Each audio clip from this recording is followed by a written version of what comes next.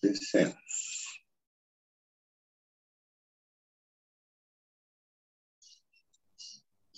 Bien, estábamos viendo las fuentes de energía. No, en cuanto a la magnitud, decíamos que esta puede ser voltaje o corriente. Habíamos hecho una relación entre el voltaje y la intensidad, y de esta manera veíamos que las fuentes reales son similares a las ideales o se pueden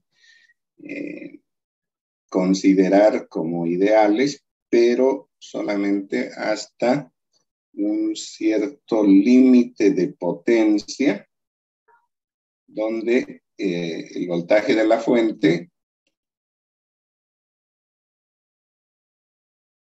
decae del valor constante en función de la cantidad de corriente que se le exige, o sea, de la potencia que entrega. Del mismo modo, las fuentes de corriente se comportan de manera ideal hasta un cierto límite impuesto por la potencia, y esta, es decir, la intensidad decae a medida que tomamos más potencia de ella. Ahora, en ese sentido, se suele considerar a las fuentes reales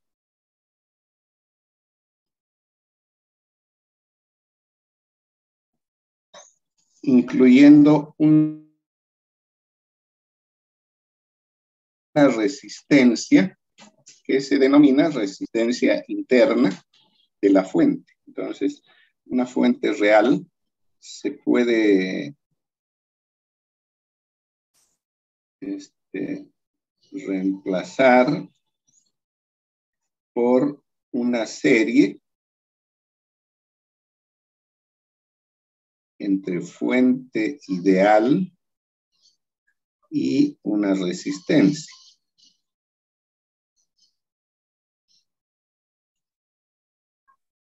¿No? A esta resistencia se la conoce como resistencia interna de la fuente. En el caso de las fuentes de voltaje, la resistencia que va en serie con la fuente ideal suele ser de valor pequeño, ¿no? Ahora, obviamente que si esta resistencia tiende a cero, la fuente real tiene un comportamiento ideal, ¿no? Entonces, esta es, digamos, una fuente real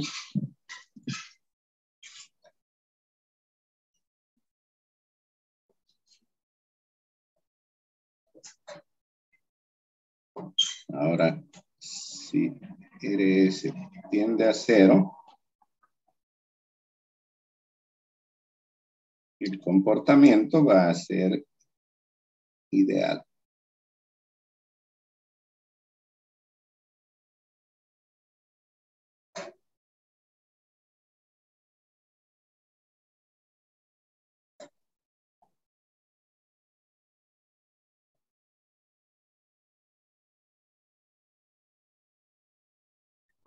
Bien, entonces una fuente real, para que tenga un comportamiento próximo al ideal, debería tener una resistencia interna muy baja, tendiendo a cero. Del mismo modo, una fuente de corriente real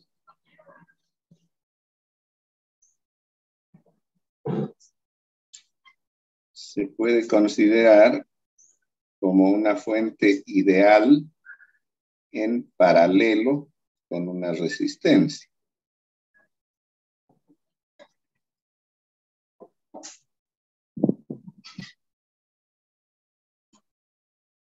Bien, entonces tanto la fuente IS como RS son ideales. El paralelo de estas dos tiene el comportamiento de una fuente real de corriente.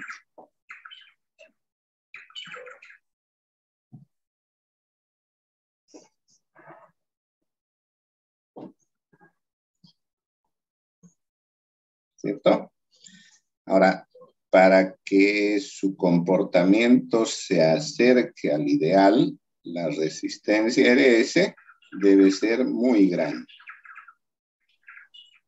¿Ya? En el caso extremo, si RS tiende a infinito, el comportamiento va a ser ideal.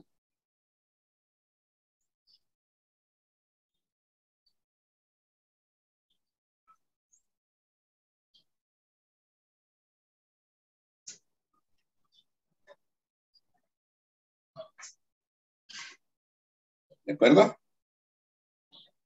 Pues en la fuente de voltaje, la resistencia interna para que su comportamiento sea ideal debe ser 0 o tender a 0. Y en el caso de una fuente de corriente, la resistencia interna que se representa en paralelo con la fuente ideal debería tender a infinito para que el comportamiento se acerque al de una fuente ideal.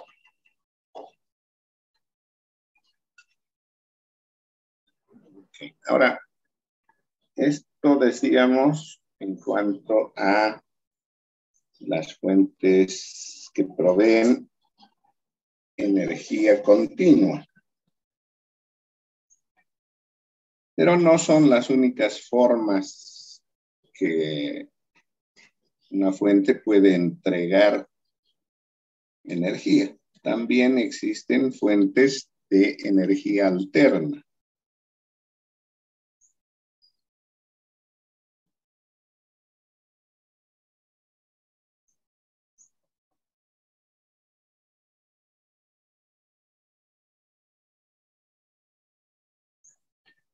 ¿Ya? O sea, el voltaje o la corriente que proveen estas fuentes va alternando su polaridad o su sentido de acuerdo al avance del tiempo. Entonces, en función del tiempo, estas presentan valores positivos y valores negativos alternándose, ¿no? Las formas más típicas de fuentes alternas son sinusoidales, cuadradas y triangulares.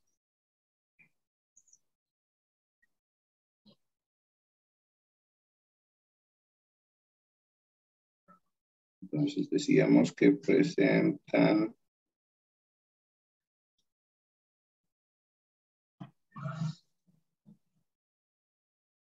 valores variables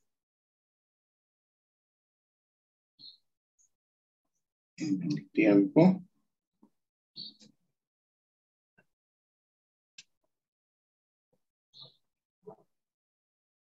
Alternando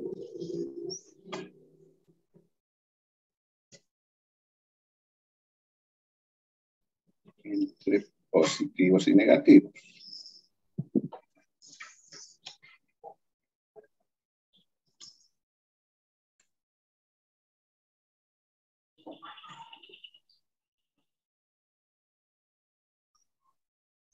¿Cierto?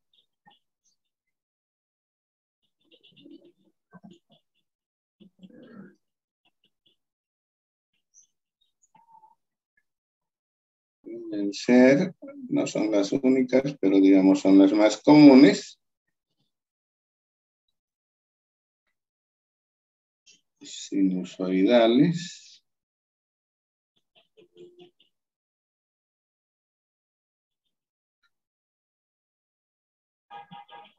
Entonces, en ese caso, ya sea el voltaje o la corriente según la fuente sea de uno u otro, en el tiempo va a presentar valores positivos y negativos, variando de manera sinusoidal, ¿sí?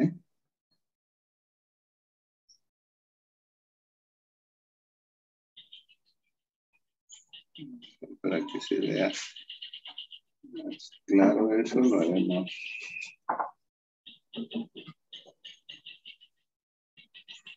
así.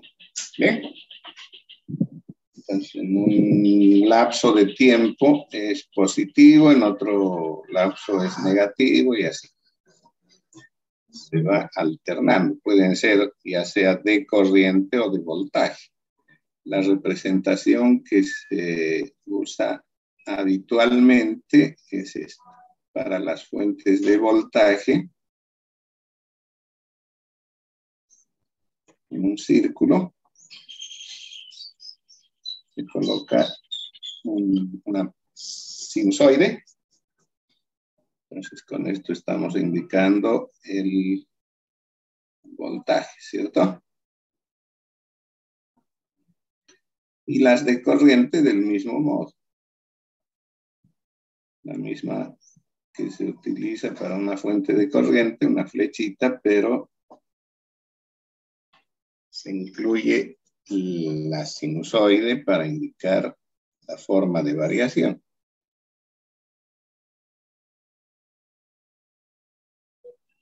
Y también pueden haber cuadradas, triangulares.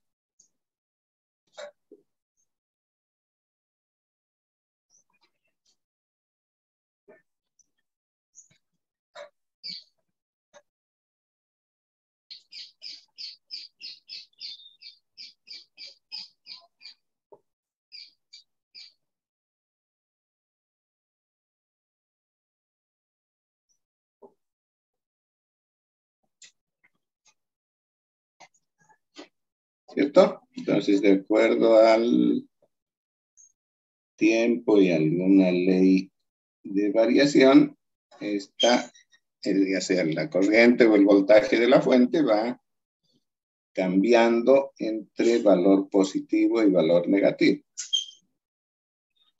Aquí, bueno, la representación suele ser más o menos similar a la sinusoidal, indicando el comportamiento del voltaje. Siempre el signo más menos de la polaridad nos da una referencia respecto al resto del circuito.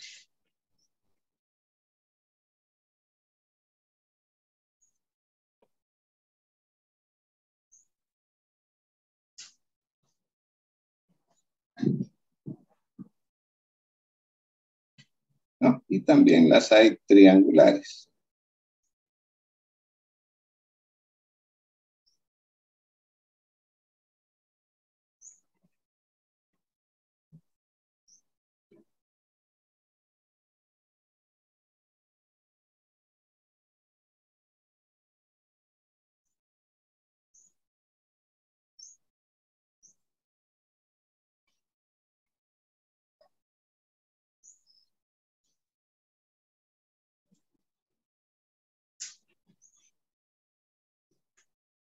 Bueno, lo mismo que las otras, dentro del círculo se muestra la forma de variación.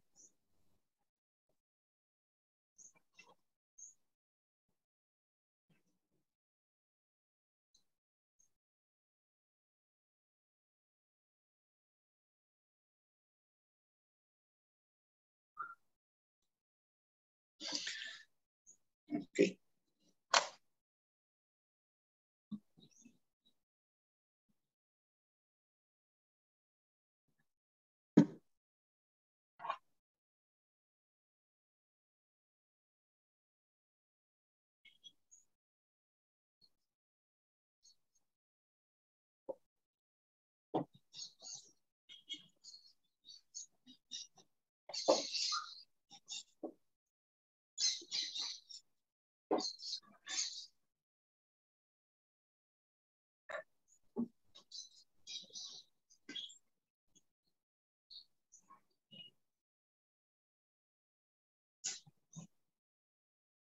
Bien, entonces los elementos que pueden participar en un circuito, por el momento conocemos las fuentes, ya sea de voltaje o de corriente, que pueden ser continuas o alternas, y las resistencias. Entonces, ya con estos elementos nos vamos a ocupar en un principio de circuitos que contienen fuentes de continua, ya sea de corriente o de voltaje, y solamente resistencia.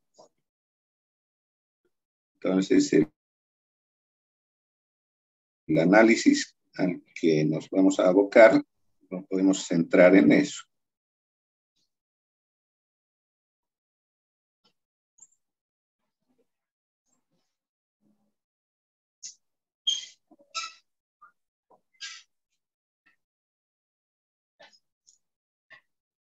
De circuitos resistivos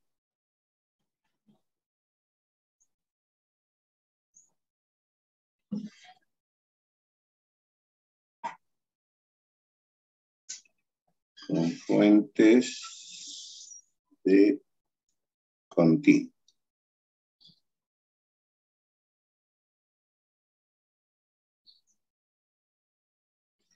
Bien, entonces, estrictamente restringido este análisis, en un principio, a circuitos compuestos por resistencias y pueden ser combinaciones de fuentes de corriente o de voltaje, pero de solamente continuo. Es decir, que el comportamiento del circuito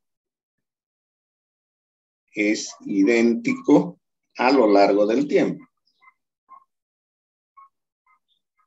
¿no? La variación del tiempo no influye en el comportamiento del circuito.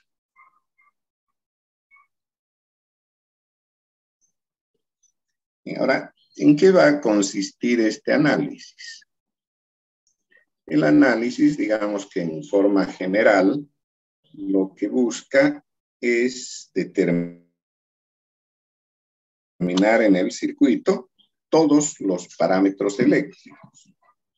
Eso quiere decir que en cada resistencia vamos a poder determinar tanto la intensidad de corriente que circula, la diferencia de potencial que se produce. Podríamos añadir a esto la potencia que se disipa, ¿cierto? Entonces, por cada resistencia podríamos hablar de 3 variables eléctricas. Y del mismo modo, en las fuentes, ¿sí? En las fuentes que componen el circuito podríamos determinar la potencia, ¿cierto? Si es una fuente de voltaje, calcular la corriente y con ello potencia. Si es una fuente de corriente, el análisis nos va a llevar a determinar el voltaje que cae entre los terminales de esta y, por lo tanto, su potencia, ¿no?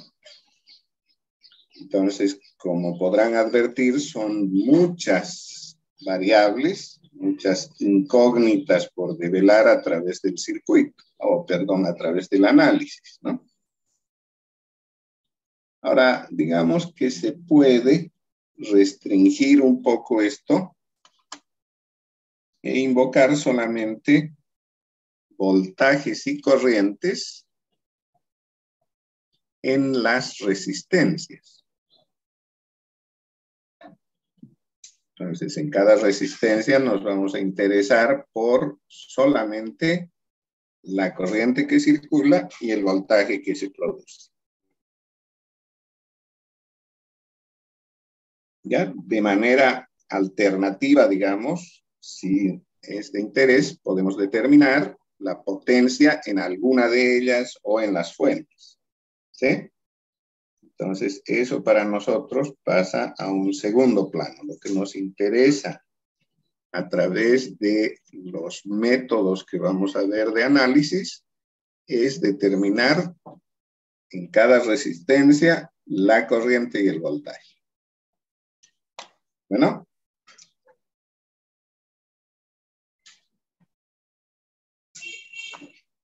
Entonces, un poco podríamos decir que ese es el primer objetivo.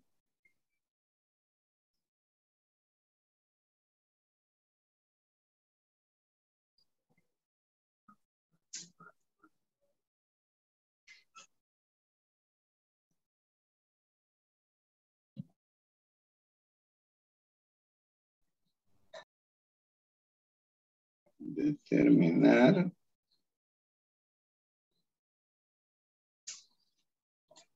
en cada resistencia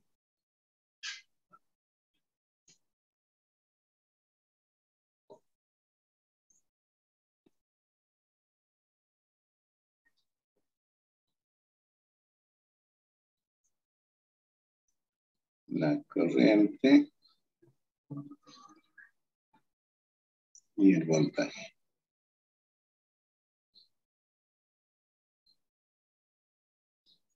¿Sí? Ese es nuestro primer objetivo.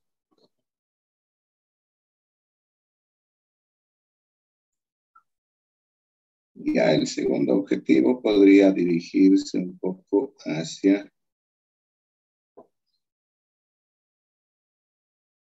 el cálculo de potencias. ¿Cierto?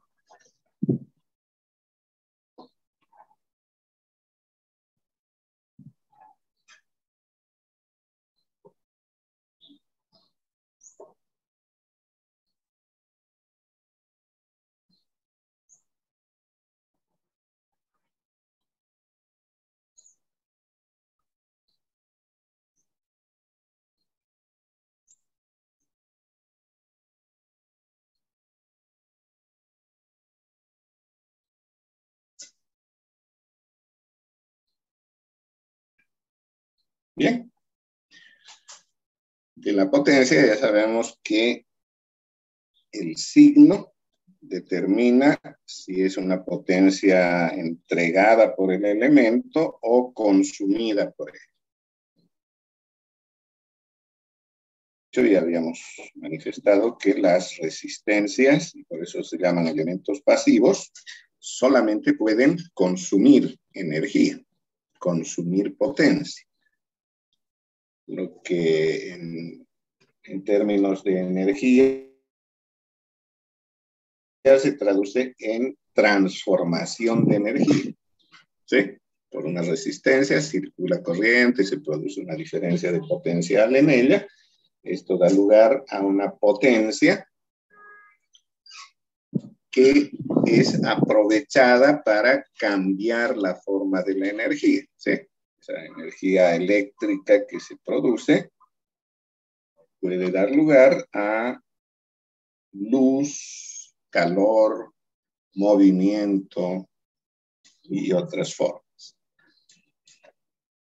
¿De acuerdo? En cambio, las fuentes pueden entregar energía, ¿cierto? Una fuente entrega energía, o sea, la potencia en ella va a tener signo negativo. Hemos asignado de eso. Pero también hay fuentes por la constitución propia del circuito que en lugar de entregar energía, más bien la consumen. Es el caso, por ejemplo, de un circuito cargador de baterías. ¿Sí? En un circuito cargador de baterías hay una fuente que entrega energía y a través del arreglo habrá una o más fuentes que consumen esa energía, es decir,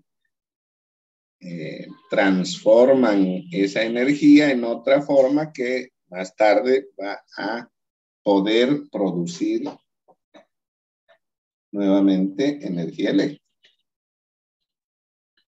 ¿Sí? Entonces, la potencia puede ser positiva o negativa. En el caso de las resistencias es siempre positiva. En el caso de las fuentes puede ser positiva o negativa. Según la conformación del circuito, la fuente podría estar entregando o consumiendo potencia. ¿Sí? Entonces ahora nos vamos a centrar en el objetivo primario, en determinar para cada resistencia corriente y voltaje, es decir, dos variables por cada resistencia. ¿Sí? Entonces un circuito puede producir un modelo matemático bastante complejo, dependiendo del número de resistencias que tenga. Si tiene 3 resistencias, estamos hablando de 2 incógnitas por cada una, entonces son 6, que para resolver un sistema de 6 incógnitas se requieren 6 ecuaciones, ¿sí? Entonces ya pueden ver que con apenas 3 resistencias ya estamos metidos en un lío matemático bastante complejo. 6 ecuaciones con 6 incógnitas. ¿No? Ese podría ser nuestro primer desafío. Encontrar el modelo matemático para la obtención de todas esas variables o incógnitas.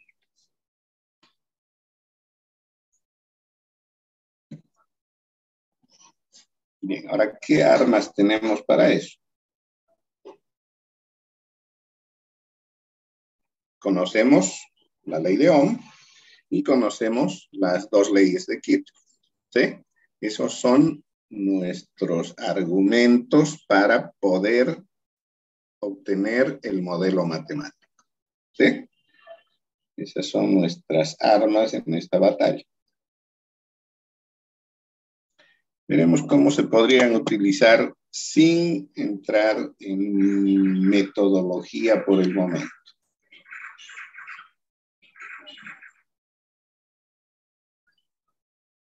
Lo hagamos con un ejemplo.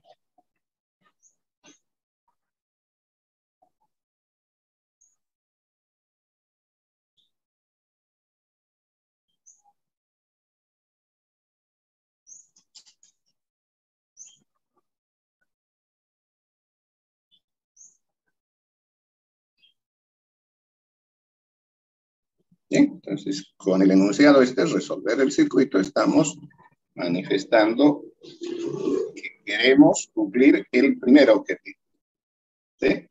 Es decir, determinar para cada resistencia corriente y voltaje.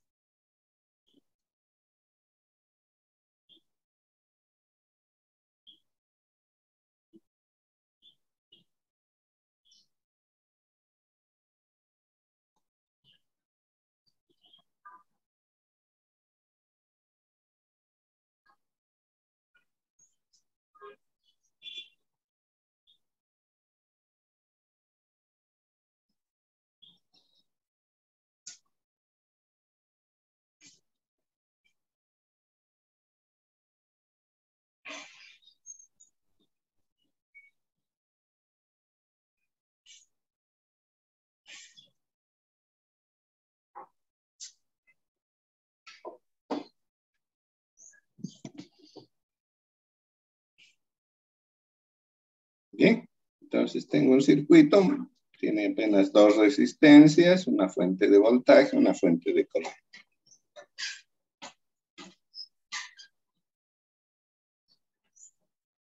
¿No? Entonces, de acuerdo con el primer objetivo, la labor que vamos a desarrollar está destinada a calcular para cada resistencia, corriente y voltaje. Entonces, son 2 incógnitas por cada resistencia Eso significa que debemos plantear un modelo matemático de 4 ecuaciones con 4 incógnitas, ¿cierto? Voy a marcar las incógnitas. En la resistencia R1, quiero saber la corriente, que voy a llamar I sub 1. En la resistencia R2, también quiero saber la corriente, a la que voy a llamar I sub 2. Y del mismo modo, en cada resistencia quiero averiguar cuál es el voltaje. V sub 1 y V sub 2. ¿Ya? Aquí, al asignar esas incógnitas, siempre voy a tener en cuenta que el sentido de la corriente determina la polaridad del voltaje. ¿Ya? Pero yo no sé cuál es realmente el sentido de la corriente, por ejemplo, en la resistencia R1. ¿Sí? Podría ser de izquierda a derecha o de derecha a izquierda. Yo lo estoy asumiendo como enmarcado, de izquierda a derecha. ¿Ya? Entonces, al asignar incógnitas, voy a hacer que coincidan los sentidos de la corriente con la polaridad del voltaje. Entonces, si la corriente en R1 va de izquierda a derecha, el voltaje en ella va a tener esa polaridad, positivo por donde entra la corriente, negativo por donde sale. ¿Ya? O si quieren verlo del otro lado. Si le asigné a la resistencia R1 el voltaje V1 con esa polaridad, más a la izquierda menos a la derecha, eso está implicando que el sentido de la corriente, que debe ir de más a menos, es de izquierda a derecha. ¿Ya? Entonces, siempre en una resistencia vamos a asignar de esa manera. El sentido de la corriente en concordancia con la polaridad del voltaje. ¿Ya? Positivo por donde entra, negativo por donde sale. Lo mismo ha pasado con R2. ¿Sí? Voltaje tiene polaridad más arriba, menos abajo, porque la corriente va de arriba para abajo. ¿Bien? Podía haberlo hecho al revés, es decir, la corriente I1 va de derecha a izquierda, entonces obviamente el voltaje V1 va a ser menos a la izquierda, más a la derecha. No interesa eso. ¿Ya? En tanto mantenga ese acuerdo. El sentido de la corriente concuerda con la polaridad del voltaje.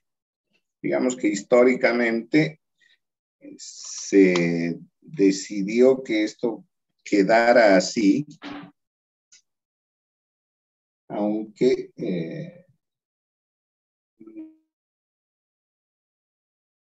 no coincide con el sentido de movimiento de la carga, ¿no? Aparentemente hubo un error.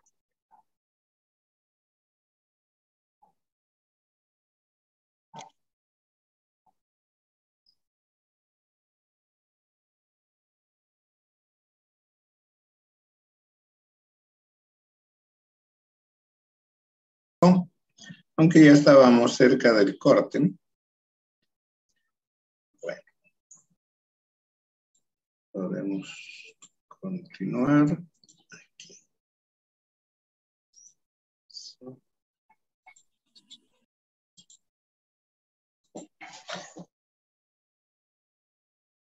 Ya, decía antes de que se corte, que debemos mantener ese acuerdo en cuanto a la relación entre el sentido de la corriente y la polaridad del voltaje, ¿ya? Aunque pareciera no concordar con lo que sabemos de movimiento de cargas, ¿cierto? Hemos dicho que la corriente eléctrica se produce por movimiento de carga, pero ¿qué carga? Electrones. Y como los electrones son negativos, deberían más bien tender hacia el polo positivo. ¿Sí? O sea, la corriente y hemos asignado por un acuerdo contrario al movimiento de los electrones. O sea, en la realidad, los electrones se están moviendo en esta resistencia, ¿sí? Aunque decimos que la corriente va en ese sentido, los electrones se están moviendo en el otro sentido, ¿sí? Porque esta corriente produce una diferencia de potencial más menos B, ¿sí? Sin embargo, los electrones están moviéndose en el otro sentido, porque como son negativos, van hacia el polo positivo.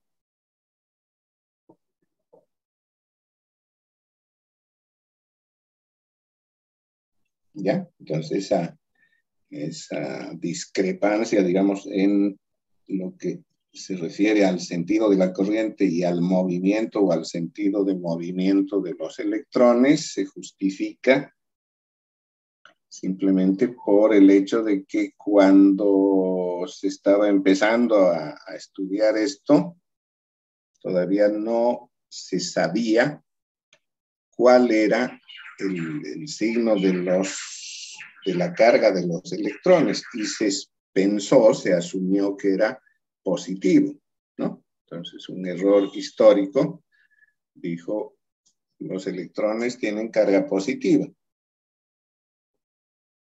¿ya? Y por lo tanto, era correcto que se muevan de positivo hacia negativo. Y así se quedó el sentido de la corriente, ¿no? Más tarde, bueno, científicamente se pudo comprobar que la carga del electrón es negativa. Entonces, no quisieron hacer más lío con ello y se quedó así. Entonces, nuestro acuerdo para el tratamiento de los circuitos va a ser ese. La corriente va de positivo a negativo. Bueno, aunque ya sabemos que los electrones lo están haciendo en el sentido contrario.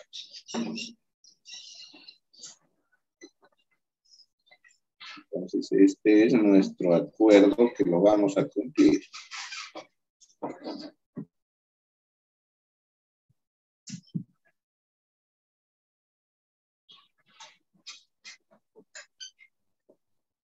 Bien, entonces el acuerdo que tenemos es sentido de corriente, polaridad de voltaje. Y no lo vamos a cambiar. Bien. Ahora sí, con todo ello, ya podemos empezar a plantear ecuaciones, ¿sí?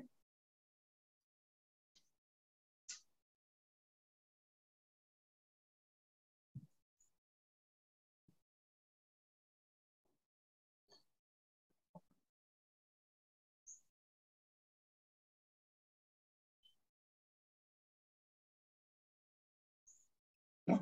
Con estas ecuaciones vamos a conformar nuestro modelo matemático. Entonces, un primer grupo de ecuaciones nace de la ley de Ohm. ¿Cierto? ¿Qué dice la ley de Ohm?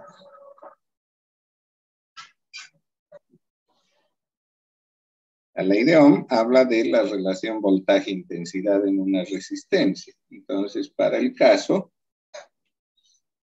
puedo escribir que V1 es igual a R1 por I1.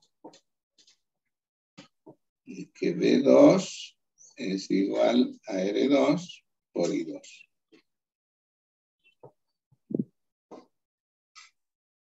¿Ya? Una cosita que me salté por aquí.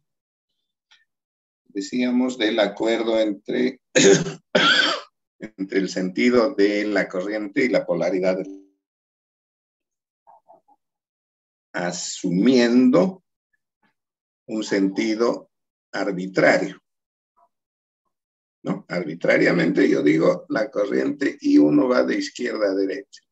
Pero por el acuerdo, la polaridad del voltaje es positivo por donde entra la corriente, ¿cierto? Entonces, de una manera arbitraria hemos asignado sentido de corriente, pero por el acuerdo ya tenemos la polaridad del voltaje. Ahora, si al resolver el modelo matemático, las ecuaciones que vamos a plantear, resulta ser la corriente I1 positiva, ¿no? Valor positivo, significa que hemos acertado en cuanto a esa asignación arbitraria. Ahora, por lo contrario, si cuando resolvemos el circuito nos encontramos con que I1 es negativa, lo único que esto significa es que el sentido que le asignamos de manera arbitraria es contrario. ¿Ya? Entonces, el sentido arbitrario que asignamos a la corriente se va a develar en cuanto a si es un sentido o el otro cuando resolvamos el circuito. Si es positivo, acertamos, está bien el sentido asignado. Si es negativo, nada más se cambia el sentido de la corriente, pero no modifica la intensidad. Bien, entonces con la misma intensidad, pero en sentido contrario si es negativo. Ok. Ahora con ello hemos podido plantear las dos ecuaciones de relación voltaje-intensidad en cada resistencia. Eso está dado por la ley de Ohm. Entonces ya tengo dos ecuaciones. 1 y 2. Pero debo plantear 4, ¿sí? Porque tengo 4 incógnitas. Las otras van a nacer de las leyes de Kirchhoff. Vean, por ejemplo, en este circuito tengo una trayectoria cerrada que incluye a las dos resistencias y la fuente de voltaje. ¿Sí? Ahí hay una trayectoria cerrada. Y en ella puedo aplicar la ley de Kirchhoff de voltajes. ¿Sí? Entonces voy a aplicar la ley de Kirchhoff de voltajes a esa trayectoria.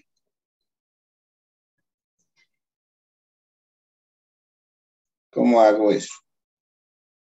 Busco un punto de partida, por ejemplo este, y elijo un sentido de movimiento que me lleve a ese mismo punto de partida, sin pasar dos veces por ningún nodo. Entonces voy a seguir de esta manera.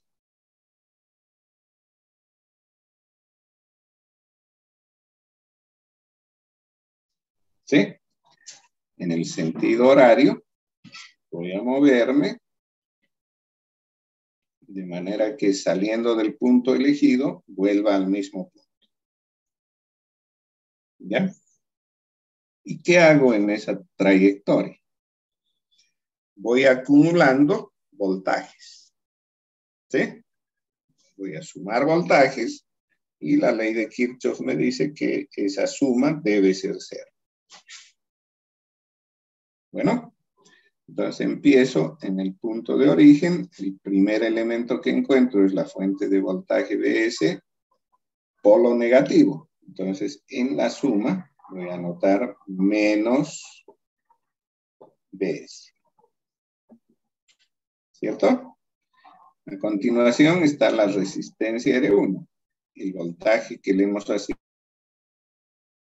como incógnita es B1.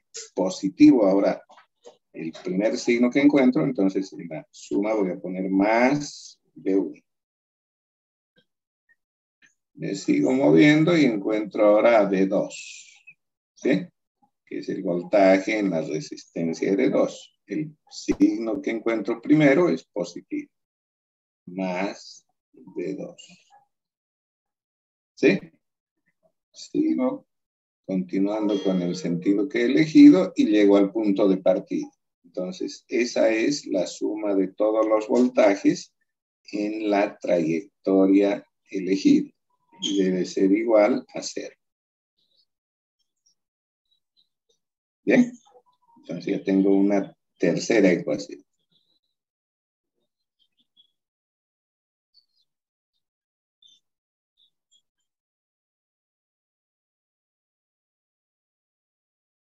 Bueno, aquí vamos a evitarnos el tema de incluir en una trayectoria fuentes de corriente. Ya, vean que yo podía haber pensado en esta otra trayectoria, ¿sí? Que es una trayectoria cerrada. Sin embargo, en esa trayectoria hay una fuente de corriente. Como es una fuente ideal, la relación voltaje-intensidad no está planteada, ¿sí? El voltaje que cae en la fuente de corriente ideal depende del resto del circuito. Entonces, no voy a poder escribir una ecuación que relacione el voltaje en esa fuente con su intensidad, porque no es propio de la fuente de corriente. Depende del resto del circuito. Bueno, entonces no considero para nada esta trayectoria por el hecho de que pasa o incluye a una fuente de corriente. Y tampoco esta, ¿no? Vean que hay otra trayectoria cerrada que también incluye a la fuente de corriente. Entonces no voy a considerar eso. La que hemos considerado pasa por la fuente de voltaje y las dos resistencias, no toca a la fuente de corriente. Eso sí nos sirve. ¿Bien? Ahora vamos a obtener la cuarta ecuación, ¿sí? Para esa cuarta ecuación yo puedo tomar la ley de Kirchhoff de corrientes y para eso debo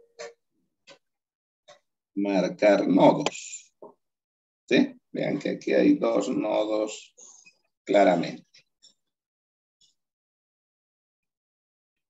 ¿Qué debo hacer en esos nodos? Hacer que se cumpla el hecho de que la suma de corrientes en un nodo es igual a 0. ¿Sí? Entonces, en ese nodo lo voy a llamar nodo A y a este otro nodo B. Lo único que tengo que hacer es sumar corrientes. Y opto cualquier posición, es decir, puedo decir que las corrientes que entran son positivas, entonces las que salen son negativas, ¿sí? O hacer lo contrario, no hay ningún problema. Lo único que cambia, como ya hemos visto, es todos los signos de la ecuación. Entonces, voy a aceptar que para este nodo las corrientes entrantes sean positivas y las salientes negativas. ¿Qué corrientes entran al nodo A? I1, ¿cierto? I1 entra al nodo. Y también lo hace IS. ¿Sí? En cambio, I2, entonces en la ecuación de aplicación de la ley de Kirchhoff de corrientes, en el nodo A, tengo más I1, también más IS y menos I2. ¿Cierto? Positivas I1 y IS porque entran al nodo, negativa I2 porque sale del nodo. Esas son las tres corrientes en el nodo A y esta suma debe ser 0. ¿Ya? A esa ecuación la voy a llamar ecuación 4. Y ya tengo las 4, ¿sí? Vean que podía haber escrito una quinta ecuación en el nodo B. Pero resulta ser la misma ecuación 4. Fíjense, en el nodo B tengo 3 ramas. Aquí tengo 3 corrientes, ¿sí? En la izquierda, la corriente, como no hay ninguna derivación, es I1, saliendo del nodo. I1 sale del nodo B. ¿Cierto? I2, como no hay otra derivación, entra al nodo B. Y la corriente de la fuente sale del nodo. Entonces tengo 2 corrientes que salen, I1 e IS, y una que entra, I2. Por lo tanto, tienen distintos signos, las que entran que las que salen, ¿no? Positivo a las que salen, tendría I1 más IS, y como la que entra es negativa, menos I2, ¿sí? Es la misma ecuación 4. ¿De acuerdo? Entonces, como es la ecuación de suma de corrientes en el nodo B, idéntica a la que encontramos en el nodo A, una de ellas es redundante y no la vamos a considerar.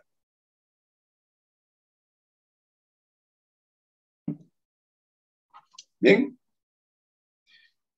Entonces ya tenemos nuestro modelo matemático, 4 ecuaciones, 4 incógnitas. Y ahora lo que queda es resolver esto. ¿Sí?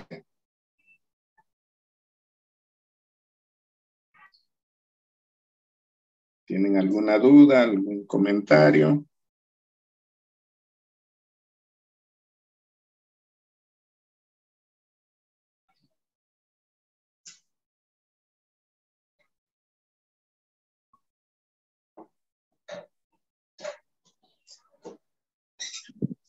¿Nada?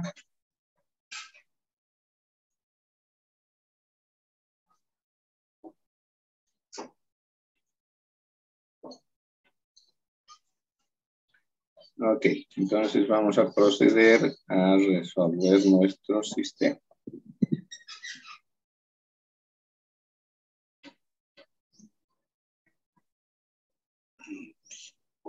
Aquí ya las he copiado las 4 ecuaciones.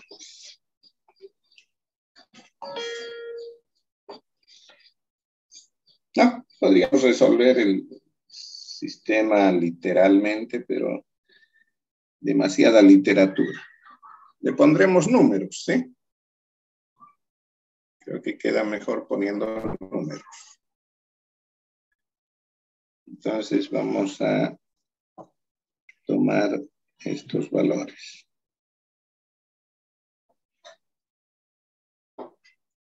¿Cierto? Podrían haber estado originalmente en el circuito o estar en el enunciado, no importa. Entonces voy a tomar Vs igual a 12 voltios y S 1 ampere, R1 5 ohmios, R2 7 ohmios. Bien, estoy poniendo arbitrariamente cualquier valor. Y ahora sí podemos volver a escribir las ecuaciones, pero poniéndole los números, ¿eh? Entonces mi ecuación 1 sería B1 igual a R1, 5 por I1. Noten que ya no estoy poniendo las unidades, ¿eh? Para quitar las unidades y escribir ecuaciones simplemente numéricas, voy a asegurarme de que todos los voltajes estén en voltios, las corrientes en amperes y las resistencias en ohmios. Bueno, si es así, simplemente pongo los valores numéricos de las resistencias y de las fuentes. Entonces la ecuación 2 será B2 igual a 7 y 2. La ecuación 3 menos 12 más B1 más B2. Y la ecuación 4 y 1 más 1 menos I2 igual a 0. Bueno, tengo 4 ecuaciones, 4 incógnitas.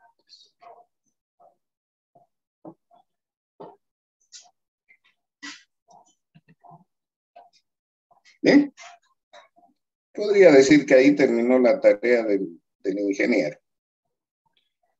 El ingeniero se ocupa de obtener el modelo matemático. Y ahora viene la tarea del matemático. El matemático se ocupa de resolver esas ecuaciones y le entrega el resultado al ingeniero para que él analice. ¿Sí?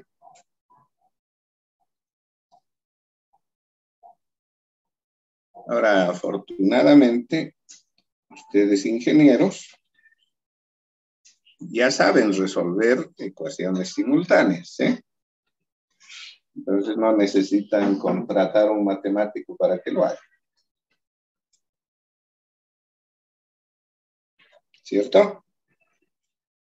Saben varios métodos para resolver ecuaciones simultáneas. Voy a hacer uso de esos métodos y, por ejemplo, podría sustituir las ecuaciones 1 y 2 en la ecuación 3. En lugar de B1 pongo 5 y 1, en lugar de B2 pongo 7 y 2. ¿Sí? ¿Les parece? Entonces, solución.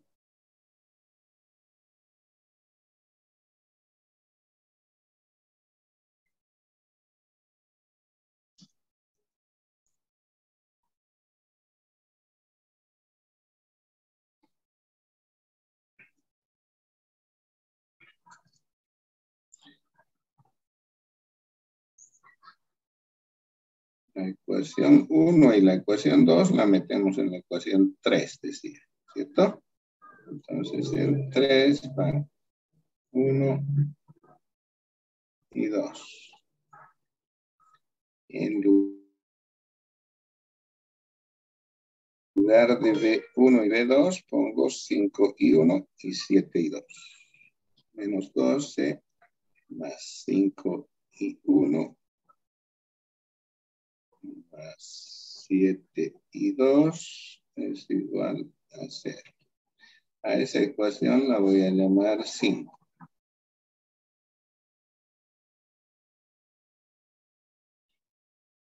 Y la puedo ordenar un poquito, ¿no? 5 y 1 más 7 y 2 es igual a 12. Y lo mismo voy a hacer con la ecuación 4. Esta sigue siendo 5 y ahora voy a copiar la ecuación 4, pero ordenándola un poquito. Y 1 menos y 2 es igual a menos 1. ¿Sí?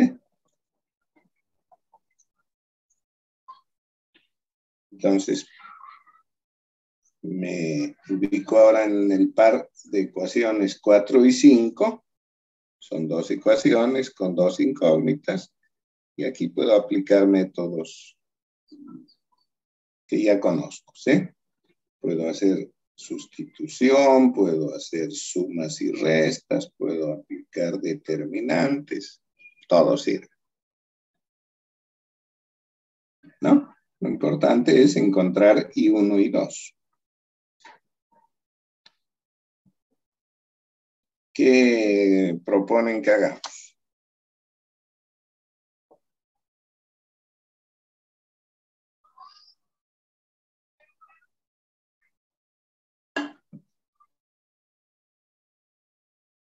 Con la experiencia que tienen en solución de ecuaciones, ¿qué le hacemos para resolver?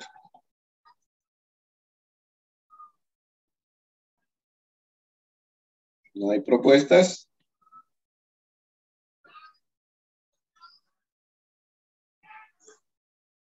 Bueno, voy a aplicar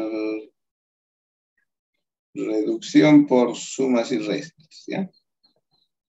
Entonces multiplicaré la ecuación 4 por 7, ¿sí? Para que al sumar se anule y 2. Entonces la ecuación 5 no la toco. Y a la ecuación 4 la multiplico por 7. La misma ecuación 5.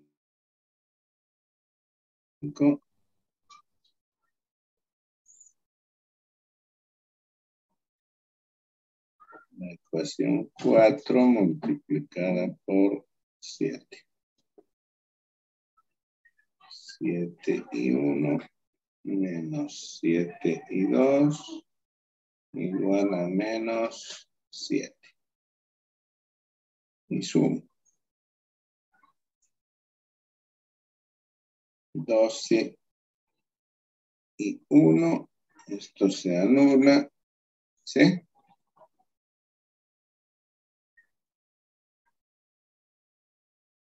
Igual a 5.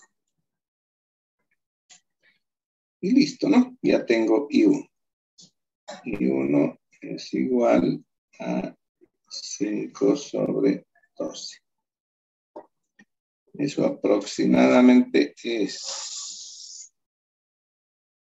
La calculadora sabe eso. 5 dividido 12. 0,416666. Me voy a quedar con 2 decimales.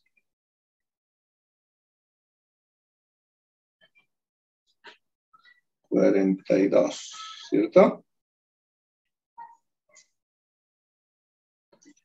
Como había acordado, poner todas las variables sin unidades, pero asegurándome de que los voltajes están en voltios, las resistencias en ohmios y las corrientes en amperes. Entonces, esta cantidad que acabo de calcular está en amperes, ¿cierto? Tal vez le podemos poner un decimal más para que no se vea tan redondeado. 1,7. Y si quieren, transformar eso a miliamperes. 417 miliamperes. ¿Cierto?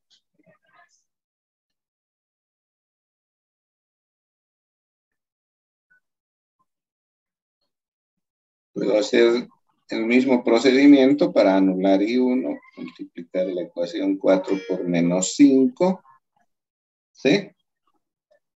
Y sumar con la ecuación 5. La ecuación 5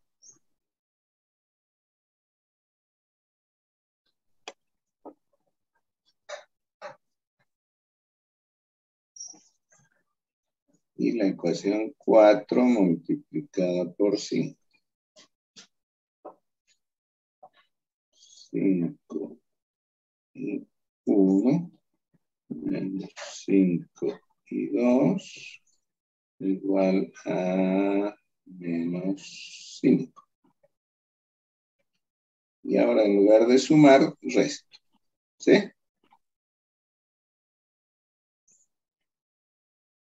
Voy a restar, aquí había sumado. 5 menos 5, 0.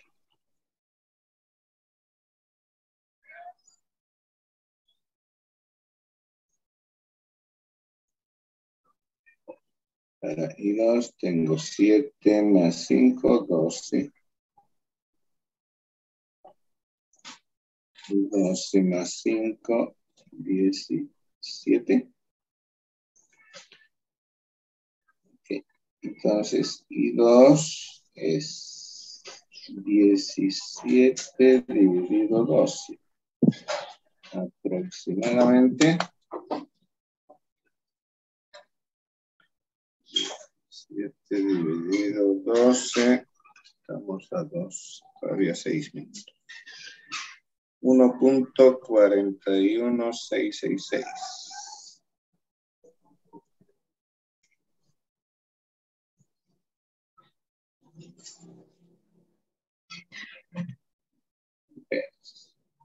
¿Sí? Vale, más 3 decimales. ¿De acuerdo? Entonces ya tengo aquí 1 y 2. Y puedo calcular B1 y B2 simplemente usando las ecuaciones 1 y 2. En ellas voy a reemplazar los valores. ¿Sí? Entonces aquí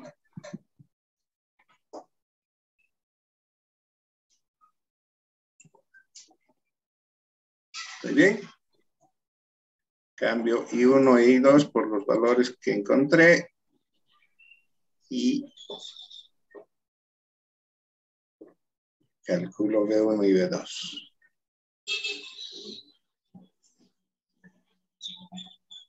Tienes Flores Cortés. Algo está haciendo don Flores Cortés. Está haciendo lineecitas, ¿no? A ver si puedo borrar la que hizo. ¿No se puede? No, perdón, ingeniero. Mi mouse está con el cable Es pelado. patarrón, sí. Sí, perdón. Ok.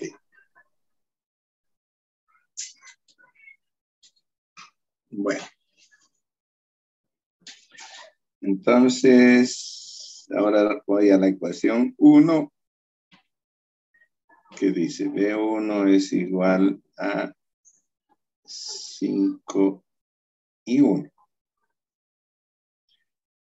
Entonces, ahora voy a poner en lugar de I1 el valor que hemos calculado, que ¿cuánto era? 417 miliamperes.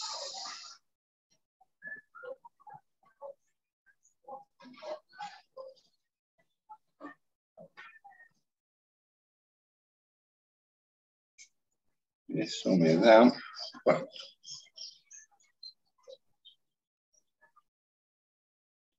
$2.085. Como es voltaje, está en voltios. Y del mismo modo, en la ecuación 2, cálculo de 2. 7 por y 2. Eso es 7 por 1.417.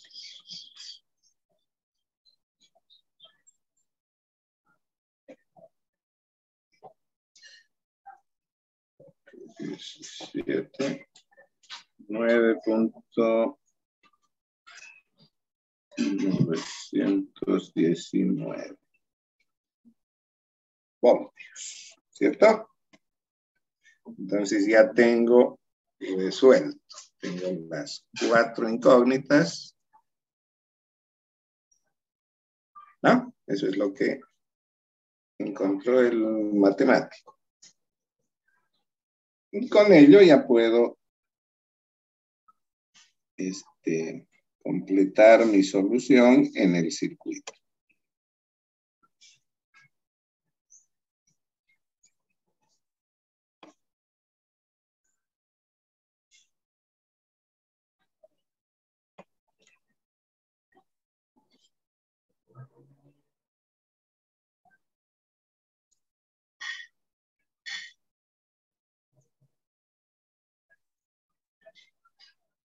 Entonces aquí tengo 12 voltios.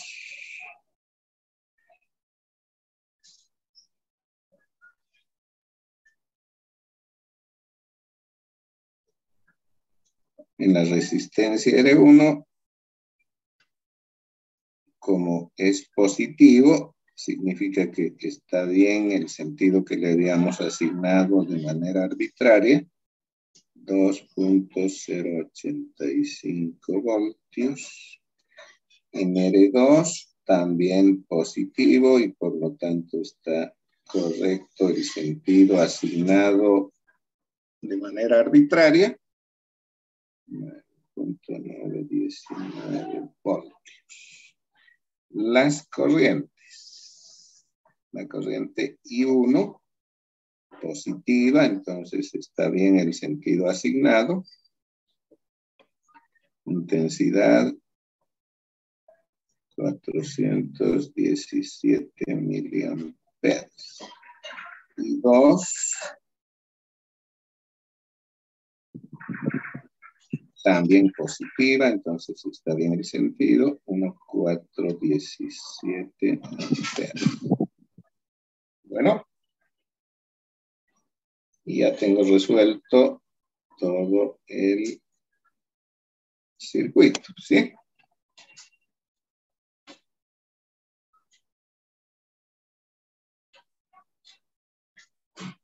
No, 4 incógnitas que había planteado, ya las encontré. 2 voltajes, 2 corrientes.